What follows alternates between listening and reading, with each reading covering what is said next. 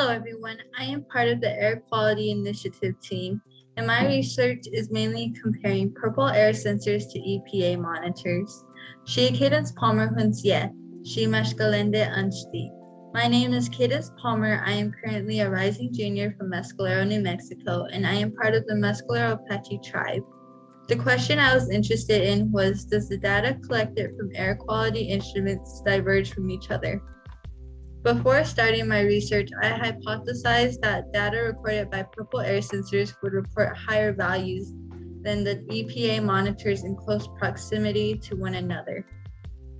At present time, air quality is becoming a huge concern in all areas, especially around the world, mainly because air quality, which is pollution that is intensifying over time. The reason why is due to air pollutants that contain pollutants and particle matter, PM. Ineffective particle matter is insistent on its size, structure, solubility, and potential to manufacture reactive oxygen species. These particle matters can be located on the right side of the screen. In the picture shown is a human hair. On that hair is PM10, represented by the blue circles, and in that blue circle is PM2.5, represented by the small red circles. PM2.5 is known for having a small diameter. It has been publicized that PM2.5 is one of the elements of human death. Researching this topic is important, allowing people a better understanding of how air quality monitors and sensors are produced by the manufacturers to provide people with a better sense of reliable data without providing them with a false sense of security. My intentional goal is to compare a sensor and monitor data.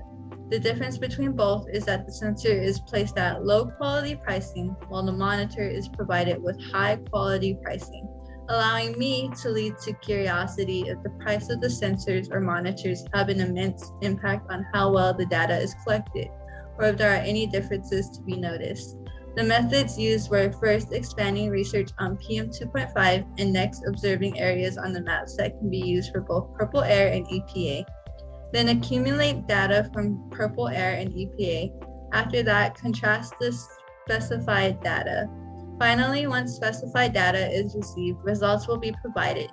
The areas I have chosen to work with are Albuquerque, New Mexico, and Sarasota, Florida. Here in the photo on the left is what purple air sensors look like. On the right is what the EPA monitor looks like as well. The results I have received back are the bar graphs that is shown that the average percent difference of PM2.5 is colored blue. Shows Albuquerque, New Mexico was 141.72 and Sarasota, Florida was 30.49%. Meanwhile, the average AQI difference shown in red for Albuquerque is 138.33% and Sarasota is 32.02%. When it comes to world issues, one factor that can't be ignored is air quality. Working on this project has led to a few difficulties, such as EPA monitors not being in the same location as the purple air sensors. So limitations were made, such as choosing areas within a close distance of EPA monitors and purple air monitors.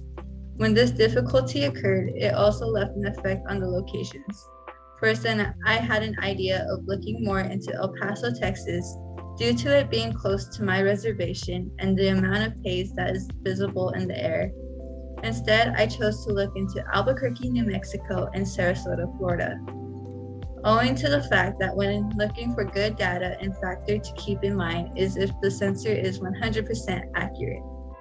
The project itself, I wanted it to lean more onto the engineering aspect because of my interest, so I was planning on sharing information on how those sensors and monitors came about, but due to limitations again, I wasn't provided access to gain the blueprints from purple air. In conclusion, the data do diverge from each other, proving that purple air has a lower performance than EPA monitors.